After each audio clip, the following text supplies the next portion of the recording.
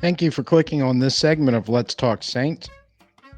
Please give a smash on the like button, hit the subscribe button, and click on notifications so we can keep getting together and talk Saints.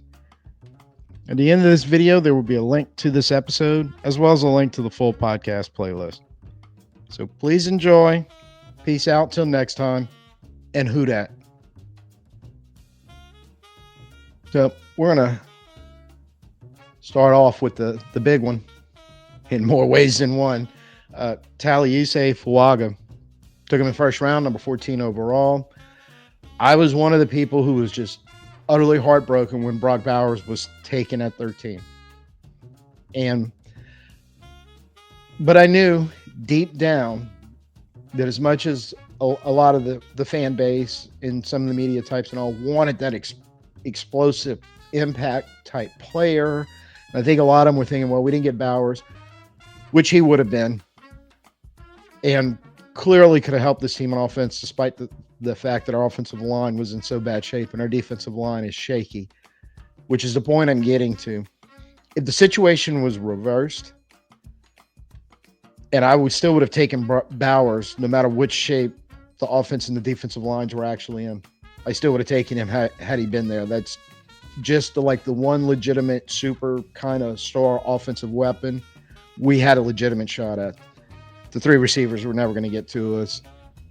The quarterbacks worth taking, they all went 1, 2, 3. That was so. And the closer Bowers got to 14 before getting snagged at 13, the more I was like, oh, yay. But it didn't quite happen.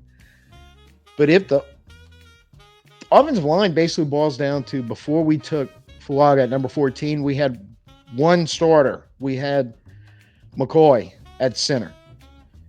And if we didn't rebuild that offensive line, and especially with a quality player fitting two categories, coming in and able to start this year and being good enough, he's going to be around for definitely the second contract.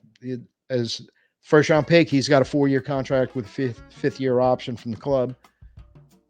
So he's got to play all 5 years. He's got to be good enough to get the extension, go into year 6, 7, 8. Like Ramczyk, the guy he's most likely going to replace this year. And the fans and the media some of the arguments were just so counterproductive when they were talking about, well, you had to take Verse or Turner, one of those big defensive ends, generational players. Why are you thinking about just 2024? And I get all that. I really, really do. But at the same time, this is one of the guys that was talked about as, even though he plays offensive line and it's not flashy or splashy or anything else, it's foundational piece. And the most important thing at 14, we had to get a foundational piece. But that foundational piece also had to come in and play. And he's got to be good to help us really at all this year. Fuaga fits that category. And I liked him before as one of the possible offensive linemen. We'd have to take it 14 if Bowers wasn't there. He wasn't my favorite, but I'm going to speak about Jim Nagy in a minute. But watching Jim Nagy's press conference that he gave right after the first round, I got even more excited. But I mean, what you got in Fuaga, everybody said he was going to be a starter. And by I mean everybody, when the pundits, the analysts, the media, everybody was like, this guy is really good. He's going to come in as a rookie. He's going to be able to start. He's probably going to be able to start at tackle or guard. He's played on the right side, right tackle, in his college career at Oregon State. Ramczyk is looking more and more like a not good situation, unfortunately, for him. So it still made sense. I didn't necessarily have a problem with it. In fact, I thought it was a good pick. I thought it was the right pick. We absolutely need to do this.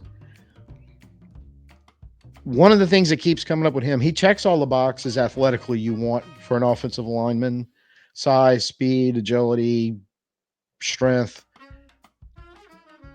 But they also talked a lot about his football IQ, and keep that expression in mind because we will be talking about it a lot tonight. That he's a very smart and instinctive football player. on the offensive line, which I know the old jokes. Yeah, I played football. We made fun of the offensive lineman because it was considered, yeah, like you just stand there and block. It's not. No, it's a lot harder than that mentally. And in the scheme that he ran in college, the gap scheme, the scheme that the zone scheme, which is the scheme Clint Kubiak's been brought in with Benton and Dennison and all those new offensive coaches to implement. One of the things you better have is a high football IQ offensive lineman that is able,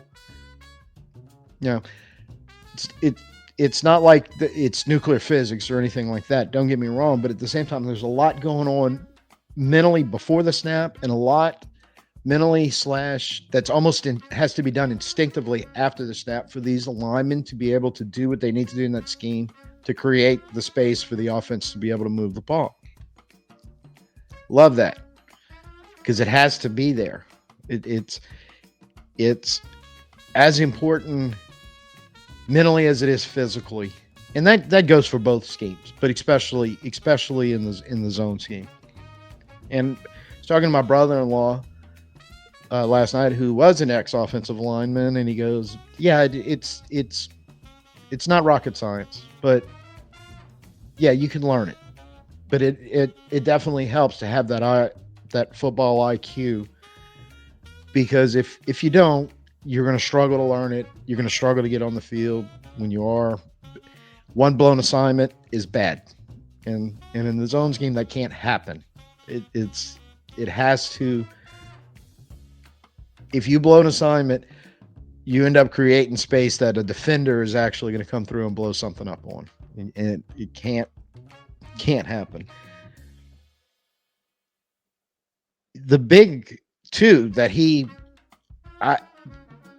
PFF, some of the ESPN stuff, all the usual CBS Sports analysis going. Two of the things that keeps pretty much everybody is putting in the elite category, and it's always nice to draft somebody who has something in the elite category, and the more they have in the elite category, the better. And two, the elite strength and elite run blocking ability. There's no doubt we're going to move more, clearly stated in the fact of the offensive staff that we hired supports this. Saints are going to move a little bit more from what we have seen since basically 2006, more of a vertical power base pass. I don't want to say completely heavy, but at times very pass heavy, but definitely more pass first, open up the running game philosophy, to a more run play action, open up the passing game philosophy. So an elite strong guy that's elite at blocking people and moving them out of the way so you can run the ball, kind of key in all this. And I do want to talk about Jim Nagy. For those of you who don't know, and I knew the name, I knew a little bit about him. I knew he was a longtime NFL scout, and I knew he runs the Senior Bowl now, which is the all-star game in Mobile for college seniors who are about to enter the NFL draft. But what I didn't know was he was like an 18, 19 year, nearly 20-year NFL scout, highly regarded around a lot of the circles. They when they speak of him, they speak highly about how good of a scout he was. And the reason why he got out of NFL scouting, he had got married, had some children. Like, I'm tired of that game. Senior Bowl brought him in to run it, and he's built it more from a college all-star game to almost like a week-long combine before the actual NFL draft combine in Indianapolis a week or two later. He's almost like the corporate headhunters that go out and try to find these graduating students to bring them in as, interns and hire them. And, I know they'll do it for law firms and major Fortune 500 companies, things like that. That's basically what he does now for the NFL in Mobile. And he's a big part of helping both sides, the player and the organization, try to find the right matches. So when he speaks, he's putting his reputation on line every time he does it, and his ability to do his job effectively, both getting these players into the Senior Bowl and getting them exposed to the NFL process, and also it's quite obvious when you hear interviews from him. A lot of NFL coaches, coordinators, general managers seek his opinion out a lot. The reason why I'm bringing all this up is if you Google something along the lines of Jim Nagy and Taliese Fuaga, so you can catch about 11 minutes long, 12 minutes, how long the interview was.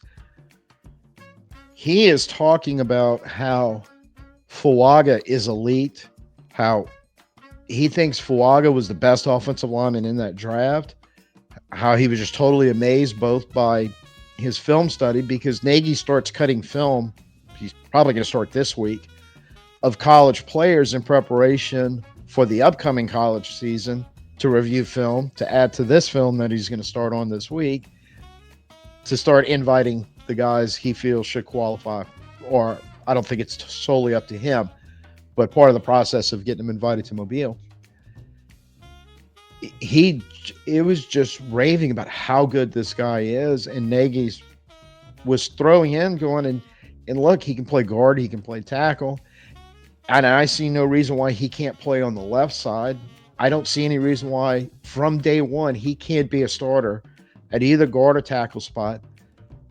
He also at one point, I don't see why he can't become an all-pro. Actually, I think he more said he will be an all-pro. I may be underselling how much he was selling for Fuaga.